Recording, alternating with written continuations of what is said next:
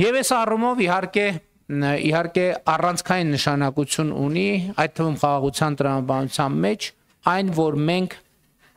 մեր գործողությունների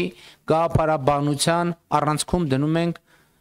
պետականությունը եւ պետությունը, որովհետեւ պետականությունը եւ պետությունը առանցքային նշանակություն ունեն, այդ թվում խաղաղության օրակարգի սպասարկման, բայց նաեւ պետության ֆունկցիան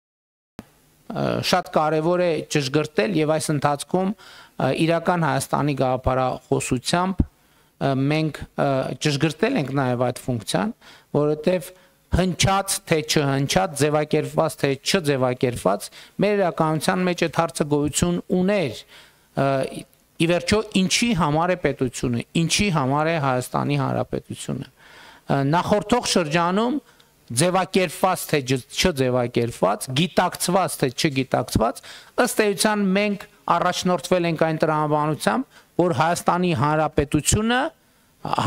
Հանրապետությունը հենման կետ է բնույթով այլ պետություն ունենալու համար։ Իրական Հայաստանի գաղափարախոսությունը ասում է, որ Հայաստանի Հանրապետությունը ըստ էության իր միջազգայինորեն ճանաչված տարածքով ինքնաբավ է այդ առումով եւ նրա խնդիրը սեփական քաղաքացիների անվտանգությունը, բարեկեցությունը եւ երջանկությունը ապահովելն է։ Եվ մեր բոլոր ռազմավարությունները ներառյալ անվտանգային, պաշտպանական եւ այլն տեղավորվում են այս տրամաբանության մեջ։ Սա շատ կարևոր նրբություն է եւ մենք օրինակ այդ թվում իհարկե նախկինում դրա մասին խոսել ենք, ասել ենք նաեւ, որ այո, մենք այսօր շատ մեծ տեմպերով զարգացնում ենք մեր բանակը եւ բայց նաեւ զարգացնում ենք մեր բանակի հայեցակարգը, որի վրա հիմնվում է մեր բանակը։ Եվ մենք ասում ենք, որ մեր բանակը Հայաստանի Հանրապետության միջազգայինորեն ճանաչված ինքնիշխան տարածքից դուրս խնդիր չունի լուծելու։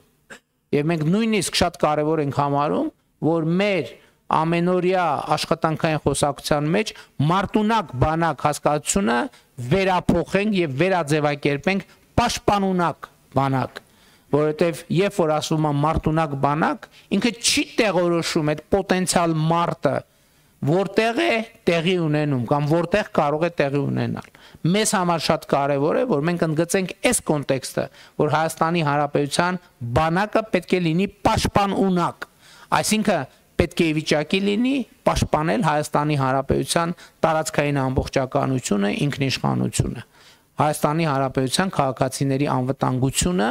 եւ ընդ որում ես ուզում եմ ընդգծել, որ սա միջազգային օրենքներով յուրաքանչյուր պետության պարտավորությունն է ապահովել սեփական քաղաքացիների անվտանգությունը, այդ թվում հնարավոր արտաքին միջամտություններից։